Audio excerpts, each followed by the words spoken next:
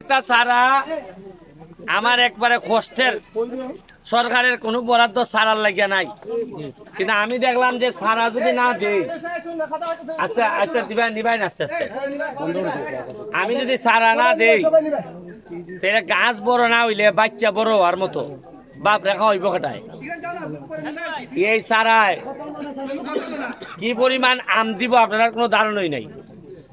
এটা আনছি প্রায় 400 কিলোমিটার দূর থেকে, এক একটা সারা ফেরি কইরা বেচে 250 টাকা গোটা।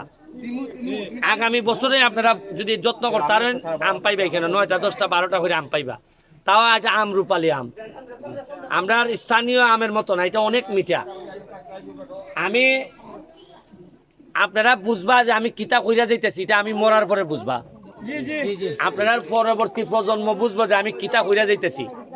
আগে হইতে আমার তো এমপি নির্বাচন আরো 4.5 বছর আছে। আমি উনকা তো গিয়া চা বান খাইয়া কুটুট লাগাই টাকা ঘুরাইতে আসলাম। অত কষ্টটা করে এমপিটা হইছি, পয়সা করে লাল হইয়া বানাইতাম।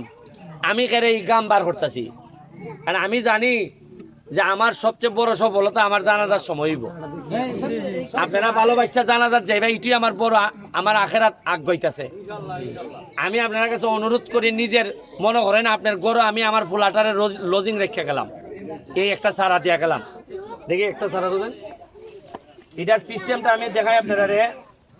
ওই বাটিটা ভাঙবা, বাটিটা ভাঙ্গিয়া এরপরে গর্ত কইরা দিবা, ফালাইবা রাখবা। রাখিয়া যদি পারেন কিছু শুকনা গোবর দিয়া, আপনারা তো এটা জানেনই চর্চা কেমনে করেন, আর একটা লাঠি দিয়া একটু বাইন্দা রাখবা যাতে বাতাসে বেশি বা জ্বরে যেত নড়ে না। আর একটা দাঁড়াও, আরেকটা হইল কোনো বড় গাছের তলে, দাঁড়াও, কোনো বড় গাছের তলে এটা রোয়াই ইন্ডিয়া, কারণ ছায়া ফুরি গেলে এই গাছটা আর বড় বড় নেতার তলে, বড় নেতা আর হয়নি, আর মানে হইব নি কোনো বেটা ছোট নেতা খাইলি বকলতা। এইরকমও গাছেও কিতা করে, বড় গাছের তলে ছোট গাছে আর বড় হইতে দেয় না। আপনার আল্লাহর হচ্ছে যেখানে রোদ আছে এইরকম জায়গার মধ্যে এটা রোয়াইবা। ঠিক আছে সৈকত, তুমি সুন্দর করে বন্টন করো। আমার আরো 3-4 জায়গাত আছে, রাস্তা উদ্বোধন হইতেছে।